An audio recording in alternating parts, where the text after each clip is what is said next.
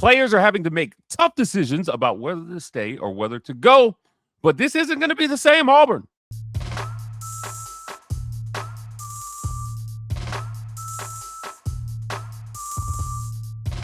Welcome on into the Auburn Express, powered by the War Report. I'm your host, Mike D. Turn us on, turn us up. We'll turn it out. I'm here with my good friend, Rex Castillo, sports reporter extraordinaire. It's Auburn Football here on a Wednesday morning. Rex, on today's show, we're going to talk a little bit about that new culture under Alex Golesh and whether players will be able to separate their experience with the last coaching staff from what Auburn will be moving forward.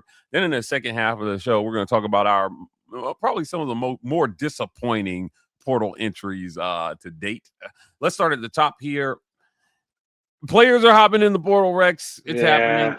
Or they're announcing. And nobody's officially in the portal. Portal opens January 2nd. Right. January 2nd. But as players are making the decision about whether to stay or whether to go, it's tough, right?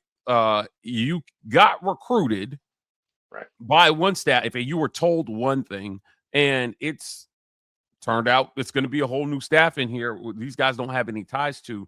My good friend Taylor Korn over at the Barn tracking the transfers out, or at least the announcements to transfer out. So far on the list, most recently, Jay Crawford at defensive back has announced he's getting in. Jackson Arnold, Malcolm Simmons, Perry Thompson, Horatio Fields, Cameron King, Damari Alston redshirted and announced his, intentions earlier. Hollis Davidson, Rayon Strader, Amon Lane, Antonio. This is getting long, Mike. This is getting long, brother. Caleb Wheatland, DeAndre Carter, Favor Edwin, and Seth Wilfred. Those are the guys here. So you got 3 O-linemen. You got a bunch of defensive backs. You've got a gaggle of wide receivers there. And one running back plus a quarterback, Jackson Arnold, who was brought in, of course, to be the starter. How do players, in your mind, reset? I've known a lot of football players, and it's really hard sometimes to separate the negative experience you had that really was because of the coaching staff from the school itself. This is a different coaching staff, and I think players should give the new Auburn a chance under Alex Golesh. I think it's very fair, but it's also at the same time, I think we've all had leadership changes. If you've been in the workforce for this is an office, I see the same walls, I'm sitting at the same desk, just a different person's giving me orders now. But I've had such a bad experience here. I kind of just want to leave. Now, I think by now in the world of the current portal and NIL and all that extra stuff, we're kind of used to seeing guys getting ready to make their own path after, big coaching changes. It is tough, though, and I think you're right that Alex Golesh is a very different coach with a very different mindset. It is the same uniform, guys. It's a different culture, or at least that's what we hope. Because you look around and like, man, that's still the AU on my helmet. That's the AU on my workout gear, and that's the stadium where I got my butt whooped over and over again in games where I should have won, and somehow we lost every meaningful game by one score. It made no sense. I think it's how do you settle in though? It's tough because you really have to. We're still in the initial sell me phase. Sell me why I need to stay here. And again, I think we've said it before, is that it's really easy to put rah-rah music under a really cool speech. What are the results? Will I matter come October?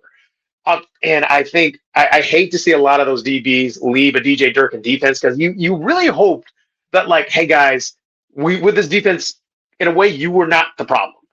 We are keeping the coach that recruited you, that led you, and eventually got kind of an audition the last 3 weeks. Wasn't enough to stay for a lot of these guys. I am worried about the wide receiver room there, Mike, because I think a lot of people assumed if you put the full court press on Deuce, on Cam, the rest of the room can say, okay, the best guys in our room and the best quarterback that, regardless of who brought him to the Plains, we're just happy he's here. Once that happens, then, okay, maybe I can stay. But again, everyone is entitled to their own right to where they want to go. But now if I'm Cam, I'm like, well, Horatio's gone, Perry's gone, Malcolm's gone. Am I literally the only guy here? Golesh has some work to do, and we know every single head coach who comes in, luckily with the portal, again, Lane has been very unapologetic, that's where I go recruit my guys. who needs to go to high schools anymore. But if he can get that good combination and Golesh has those connections, maybe it works out. But Well, it is Rex, really tough right now to see the, like everybody gone. yeah, Everybody? the money, I think the money aspect of Yeah. it is the part that a lot of folks aren't talking about here. Now that's Look, fair. Auburn spent a lot of money to keep this Yeah. roster. As a matter of fact, when I interviewed Hugh Freeze this summer, he talked about, look, man, there wasn't a single guy in that wide receiver room we wanted to walk. And it's shocking that you put so much emphasis on recruiting wide receivers and retaining wide receivers to run 12 personnel where you only had 2 wide receivers on the field as much as they did while he was here. That's one of the things that did not make a lot of sense. It made a lot of sense, man. So if you're goalless, you're coming in and you're probably looking at your payroll and you'll be like, wait, what? For as much as little as these guys are used, we are dishing out a lot of money that could probably be spent best elsewhere. And it's a lot of zeros to sit on the bench and not get any receptions during a game, man. Yeah, you know what I mean? Yeah, that's got to be a big part of the reorg here. So if you're these kids, you may be getting a message from this current coaching staff that says, hey, we may want you to stay, but not at this price. And that's tough to hear. Look, if you've worked in any office and you know what you were promised, and then a new boss comes in and says, by the way, we're reducing your pay by X%. I'm like, okay, sounds good. God bless. I'm out. But again, it's a different world because, again, college football is its own universe. I agree with you, though, that, like, you look at the bottom line, like, oh, my gosh, that's a lot, man, for what we got out of it? Yeah. Really? Look, I've been in a very high-paying job, and I've also been in that job when a new company has come in and taken over what we were doing. It's an adjustment. It's a huge adjustment. And the new company has a different pay scale than what the old company valued me at. So they say, this guy does a great job, but we don't pay any of our directors this. A lot of times what they do is, because they know it's so hard to move a guy down, to demote a guy and pay and keep him, right? Just fire him and go find somebody else. That's corporate America. We wish you all the best in your future endeavors. We can't afford you, and we know you're not taking this demotion. Goodbye. Yeah. So we'll just part ways with you. So I think it's a good mixture of you either don't fit what we're trying to do, or again, that price point is too high. You don't want to take a pay demotion, but you're welcome to go test the portal and see if you can get that elsewhere. And some of these guys will, like Perry Thompson. Oh, absolutely. I think he's going to get a lot in the portal from a team that's going to recognize that Auburn didn't do a whole lot of developing, definitely didn't utilize any of its receivers to their full potential. Mike might not say it, but LSU, the S might as well be a $sign at that point, because they are going to be aggressive in the portal. Now with a guy like Lane, who's going to be pretty much going like this in the portal, like, it's going to be interesting to see what Lane does and LSU does. I think Perry's a guy. Look, I hate to say it out loud, but Perry's a guy, like you mentioned, who Baton Rouge may very well be a home for him, because you're right. If you test the portal, Golesh says, like, look, we got to bring you down a touch, but LSU is like, I won't match you. All you got to do is just move here. Got to make the business decision, right? And that's tough to see. Definitely tough to see. Look, let's get to the break here, and when we come back on the other side, we're going to go back down that list of names again, Rex, and talk about the more disappointing names that have announced that they're going to get in the portal. And we're going to be adding to this list, I know, here as we approach Christmas. Oh, Lord.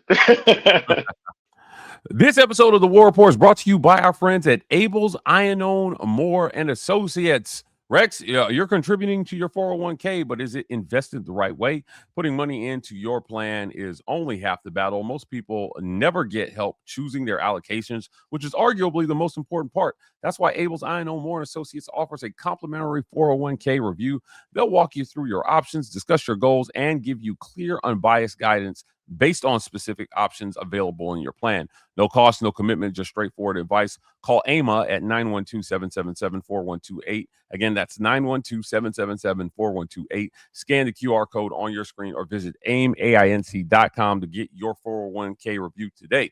The War Report has been compensated by Abel's Iron Moore and Associates for this endorsement. Abel's Iron Moore and Associates is a SEC registered investment advisor. Registration as an investment advisor does not imply a certain level of skill or training.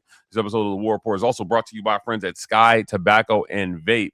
Ever run out of vape juice and think, well, that's it, I'm just out of luck? Not with Sky Tobacco and Vape around. They've got more locations than the Waffle House. Columbus, Phoenix City, they're everywhere. Whether you're on the throughway, the bypass, or just lost with bad directions, Sky Tobacco and Vape is probably right around the corner from where you're at. They've got vapes, tobacco, and deals so good, you'll swear they misprinted the price tags. Sky Tobacco and Vape.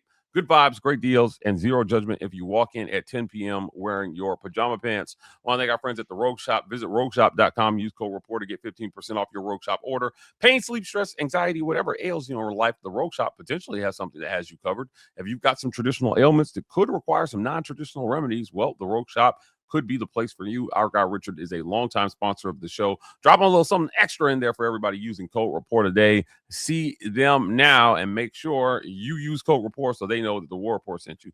Last but certainly not least, I want to thank our friends at the Vibe Vault. You can find them at 3462 Crosswinds Road, Suite E in Phoenix City, Alabama. The Vibe Vault, if you're in the Columbus, Phoenix City area and you're looking to get fresh for the weekend, they are the place for you. You can find them on Highway 431, right across the street from Chattahoochee Valley Community College, next to the Renfro Supermarket and the Marco's Pizza. The Vibe Vault, not just barbers, lifestyle consultants. As I mentioned, some big-time names, Rex, in the portal. Jackson Arnold, big one. Malcolm Simmons, one of the most recent big ones. There's a whole meltdown going on about Jay Crawford now in the portal. Perry Thompson is a big name in the portal right now. Which one of these guys do you Damari Alston obviously jumped in. And I'm a Damari guy. I was a Damari truther. Yeah. I just tough string of injuries here at Auburn that really kind of hampered him. But I think if he gets a full season and a good system, he could really show what he can do as a running back. We saw flashes of it under Q Freeze. Talk to me, man. Like, are you disappointed, or is your guy who potentially getting in, has he not gotten in yet? But you're sitting here thinking, man, I really hope Cam Coleman doesn't get in the portal. Is there a name that would shake you to your core if they got into the portal? Cam is 1A on that. Like, look, I get that he has been through it, because it would be tough to look at around college football to see what quarterbacks are doing with talents similar or a little bit lesser than him. I hate to say it out loud, but akin to what like DeAndre Hopkins and Andre Johnson had to deal with in Houston for the Houston Texans, because they're like Hall of Fame wide receivers who dealt with maybe mid-tier NFL talent at quarterback. Love you, Matt Schaub. But Cam is probably the biggest one that I'm worried about. I hope that they put the full court press and it works. Outside of Cam, that wide receiver room just being so upended, Perry being another guy, because I thought that, Perry or Malcolm, if you could secure them, or if you secure Cam, you got to get one of them. Guys that he trusts in that wide receiver room who executed really well. And look, you mentioned Damari. I know that his kind of fall from grace in Auburn was, choosing to redshirt. It caused a lot of frustration. But I think Damari was honestly like, he maybe just had the foresight to see like, this season's not going the way I thought it would. Why am I tabbed as the starter? Why, get 100, close to 100 and a touchdown at Baylor. Show you that I'm the guy. You tab me as the guy, and we know that Auburn is a good running back school when they get at least one, definitely two. Auburn's always dangerous when they have two solid running backs. But Mike, you and I spoke multiple times. It was like, why does Damari get four carries? What are we doing? Like, so I would love to see some kind of convincing with Damari, because I think he has the talent. He has the ability to be a great running back in the SEC, and he could be that piece where, like, hey guys, Damari's fully in. Maybe that helps bring some other guys in. So Cam Coleman 1, Damari 2. Cam Coleman 1, Damari 2. Yeah, I think that I'll be a little disappointed if Deuce gets out of here. Yeah, Auburn, that's a big one. Because look, with Mercer, I thought he would be good against Mercer. I didn't figure he'd be that good. You know what I mean? And then all of us are sitting at home like, what? Why? Yeah. Why was he sitting on the bench? So, yeah, it's crazy to think that Auburn could have been starting the third best quarterback in the room for almost the entire season, because the little we saw of Ashton Daniels versus Vanderbilt and Alabama, he looked great. I Yes. know that he didn't have a great game versus Kentucky, but I would argue that all the quarterbacks looked like that under Hugh Freeze. So You're right. Is that like, who rose to the top in spite of Hugh Freeze versus with being enhanced by Hugh Freeze, which is what we were all hoping. yeah. So this will be an interesting this will be an interesting offseason, I think, here for Alex Golesh. I mean, he's met with Yeah. all the players from what I understand right now. And we've got to get this thing to a place where we are no longer worried about whether or not you can retain all this talent and whether they're going to get used when they commit to Auburn. It's the underutilization that has been the thing I think that has irked fans the most, and that's where I want to close the show. Is you've got it. It's right there. It's right there in your hands. We saw glimpses of what they could be, but you've been unable to get them across the finish line in the form of wins. That's got to result in wins. A lot of people have asked me the question. I pose this question to my guests. What does a successful season look like for Alex Golesh in year one? I think it's got to be 8 wins. I know the schedule's tough. Don't give me 7. I said this last year. I said at 7 wins, we're definitely sitting here looking at a really, really disappointing loss that you're hoping Auburn has gotten past all that and that they're making the plays they need to make to win the games that they're supposed to win. I covered UCF all last season. Let me tell you something. They did not win a single game that they weren't supposed to win, but they did not lose any games that they were supposed to win either. They were right there winning the game, the obvious ones. They just could not get over the hump and beat an opponent that was truly better than them. If you're Auburn, you beat the teams that were worse than you, but you also lost to some teams that were worse than you. And if you beat the team, if you don't lose to Kentucky, you're in a bowl game. Thank you. Kentucky, and I will say it looked like Auburn was going to win the Iron Bowl if something miraculous was going to happen. Like, they looked good on that drive, and then unfortunately we saw what happened with Cam Coleman, who had been stellar all season long, and just the wrong time drops the ball. But I was looking at that, I was like, that's just another example of Auburn just stubbing their own toe in games they could have won. Yeah. I mean, come on. And maybe, look, we go to a bowl game. Granted, it might have been like the Pop-Tart Bowl, which has the best trophy in all of college football. But if we're going to the Pop-Tart Bowl, then at the very least, I think Freeze gets a little bit more grace. But now it's just a matter of, like, everything, all the frustrations came out. When the Damari thing happened, when he redshirted, and then it became really frustrating. And we're looking at the numbers like Damari Alston, who had 100 yards against Baylor, all of a sudden gets 2 carries. What are we doing? Yeah. So I don't know. I don't want to. I can go on the soapbox again, but I think you're right. It's like, if I'm gonna be here, you paid me this money, and then you're not drawing up any plays for me. What are we doing? Yeah. I can't call the plays because, look, if I'm Perry, I'm like, we're giving it to me every single play. Like, that's my call. But there's a lot that needs to be cleaned up, and I agree with you 100%. Win the games that you're supposed to win, and this season, I'm with you. 8 wins. Coach Golesh, you told us not to be patient. This is us not being patient. Yeah, look, 8 wins won't get you to the playoffs, but I think it will be a marked step in the right direction for a team that's had. Get us to a decent bowl game towards New Year's Eve. Yeah, absolutely. That's it. Look, we're going to get out of here, but guys, before we do, YouTube has a new feature that we want to tell you all about. YouTube now has a hype button just for the content you love the most.